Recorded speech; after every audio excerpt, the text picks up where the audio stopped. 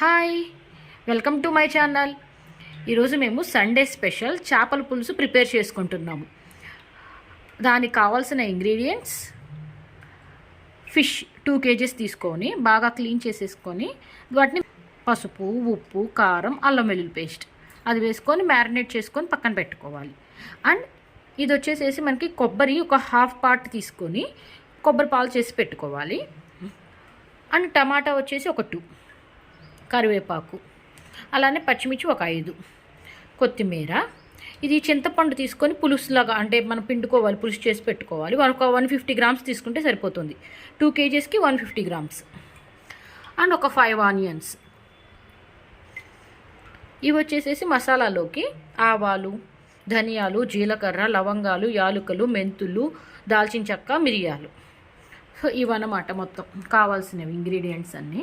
So ఇప్పుడు మనం ప్రిపరేషన్లోకి వెళ్ళిపోదాం.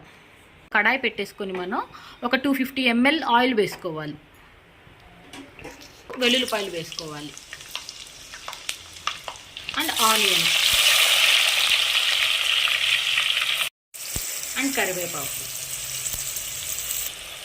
అండ్ పచ్చిమిర్చి హాఫ్ వేసుకోవాలి. మనం హాఫ్ ఏమో పులుసు అంతా అయిన తర్వాత వేసుకోవాలి.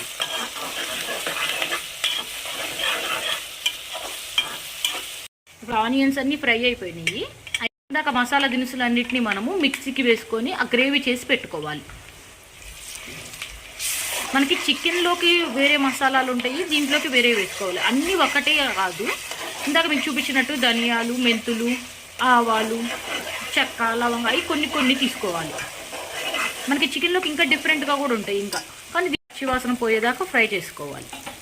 కొంచెం పసుపు, కారం వచ్చేసి ఒక 1/2 స్పూన్ సరిపోతుంది. ఎందుకంటే మనం ఆల్రెడీ మ్యారినేట్ చేసి పెట్టుకున్నాం కదా, సో ఇక్కడ ఒక 1/2 స్పూన్ సరిపోతుంది. అండ్ పచ్చిమిర్చి కూడా వేసాం కాబట్టి. బాగా ఫ్రై అయిపోయిన తర్వాత ఇప్పుడు మనము దాంట్లోకి టమాటా వేసుకోవాలి. 2 టమాటా.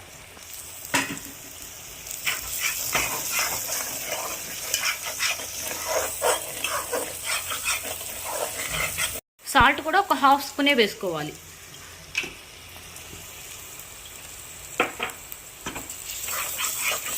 చూసారు కదండి ఎంత కలర్ఫుల్గా, ఎంత బాగా కనిపిస్తుందో మనకి మసాలా అంతా వేసిన తర్వాత. ఇప్పుడు మనం దాంట్లోకి ఇంకా చేపలు వేసి మళ్ళీ పులుసు పోస్తే ఎంత ఎమ్మీగా ఉంటుందో చూద్దామా. ఇప్పుడు ఫిషెస్ వేసేసుకోవాలి.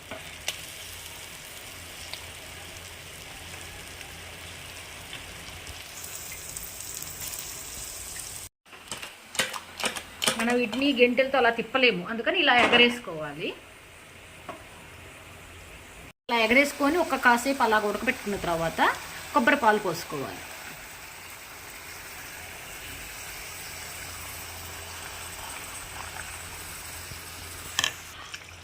అండ్ నెక్స్ట్ మనకు పులుసు, చింతపండు పులుసు కూడా పోసేసుకోవాలి.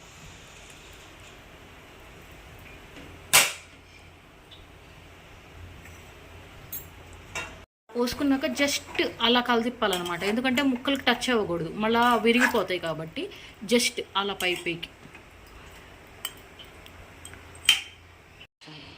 మధ్య మధ్యలో మనం ఇలా కలిదిప్పుకుంటూ ఉండాలి. అప్పుడు మసాలా అంతా కలుస్తుంది. ఇదిగోండి మనకి ఇలా బాయిల్ అవుతూ ఉంది. పులుసు చూసారా ఎలాగ ఉడుకుతుందో. మనం ఇలా ఉడుకుతున్నప్పుడే ఇందాక కొన్ని పెట్టుకున్నాం కదండి పచ్చిమిర్చి చిలికలు, అవి వేసుకోవాలి. అలానే కొత్తిమీర కూడా కొంచెం.